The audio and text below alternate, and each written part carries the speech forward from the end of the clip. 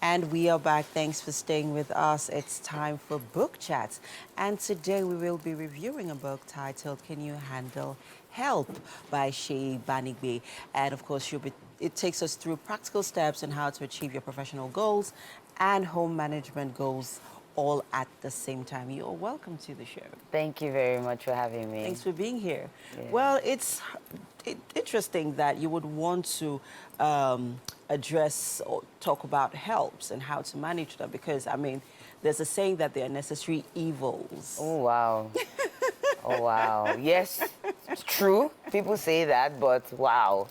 That's a lot, yeah. Yes. But then, hey, they're also human beings, and it's also very important to know how to understand and manage them. And I'm glad that you were able to address a lot of, issues alongside in your book here, which bullying is one of them. I feel like it's one of the most intricate cases when it comes to managing your domestic health, because sometimes they really, really get on your last nerves. Some of them do not even understand boundaries, which some of the things that you addressed here, especially with using your mom as a case study growing up. So talk us through that. I love that you quoted something a lot of people do quote. Oh, they're necessary evils. Yeah. And I think that informed is one of the reasons why I had to sit to write this, because I was that person at the time. Okay. I start off in the book chronicling how I became someone that, made up my mind and I swore I would never hire a help. And then this is me 12, 13 years after writing a book on how to love up on your help, So a lot has happened, lessons learned, surveys done, studies done, and I've put all of that in this book. Yeah. So I'm now that person that will tell you, no, they're not necessary evils. They're actually very instrumental to you achieving your personal, business and career goals. Okay. I run quite a number of businesses. I own Bland to Glam, a jewelry brand. Jewelry brand, yeah. I have a talk show, Being Jewelry Game Changers, that airs on TVC, Saturdays, 5:30 p.m. Seen that. I do quite a lot.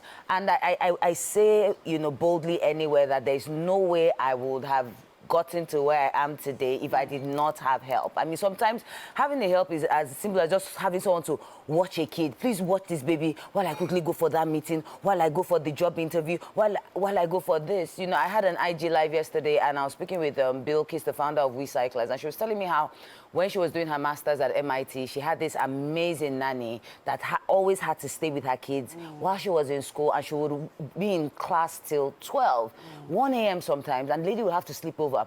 From studying MIT, she created, a business called WeCyclers, and now it's global. It's global, yeah. So it's actually it's for our benefit if we understand how to hire and retain domestic help. And it's all right in here because they're very simple. Yeah. So Yeah, so I would just like us to, run through, some of the interesting things that you, cases that you highlighted here in your book.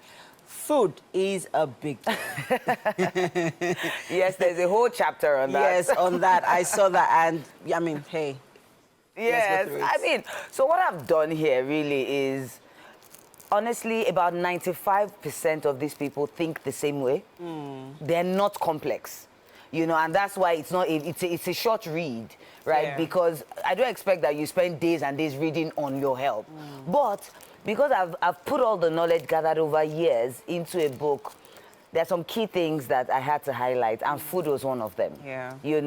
So I speak on that, and it's straightforward. Just feed them.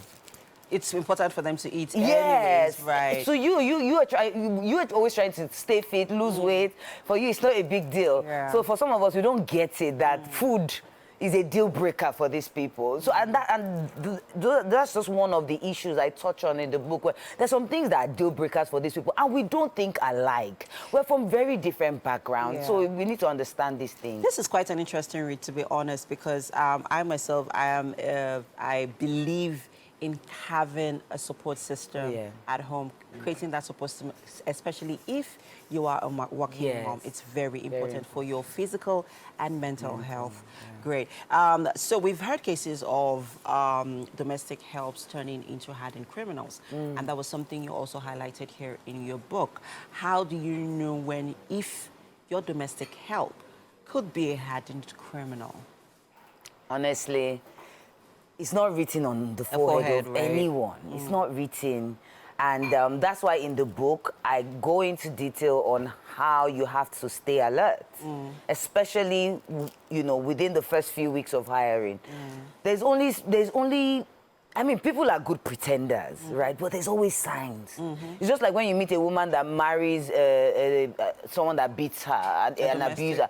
She would, when you and her alone, she would tell you, and I saw this sign. There's always signs. The red I tell flags are you, there. red flags. So there's red flags. I talk about things like that. But also, I also think as human beings, we should protect ourselves to an extent.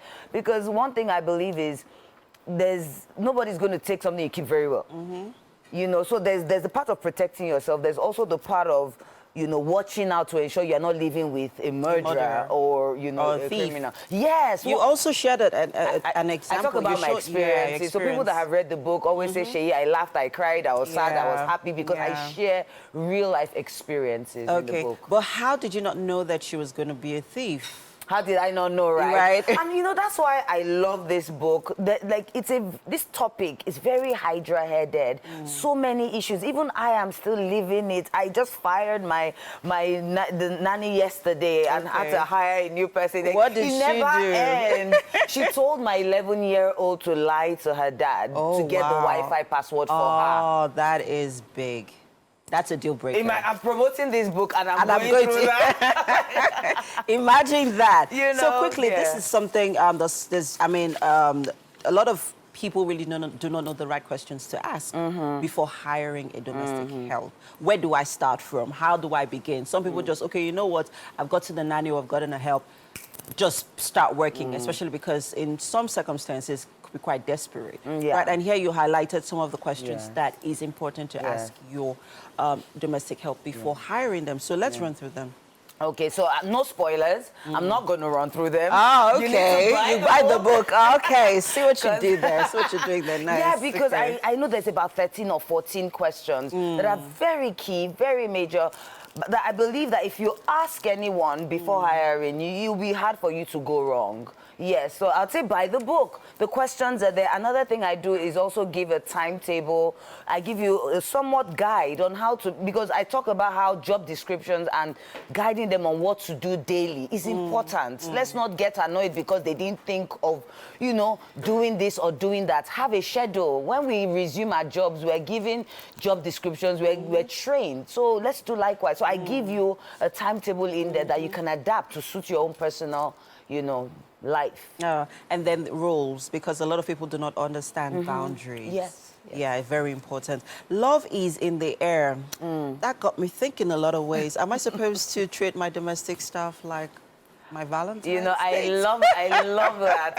And when I was coming up with chapter names for the book, this was what I wanted. I wanted you confused, and then when you get in there, you realize, okay, this is another perspective. Because right in there, I deal with the issue of sexuality and the help, and it's an issue, whether we like it or not. It is. How should, because most times our domestic helps are female, and they're living in the house with the spouse, the husband, the wife, sometimes even brothers, in-laws. In-laws, you get it. You know how our community is. Everybody is in the house. How is that managed? How do you ensure that someone is not getting pregnant, somebody is not abusing someone? I talk about that in the book as well. Yeah. Well, you addressed a lot of issues here in this book. I think it is a must-have for everybody. Yes, male or female. Male or female, especially if you're looking to get domestic help. Thank you so much. Thank you for having me. Doing this and putting this together. Yes, thank you. Thank you.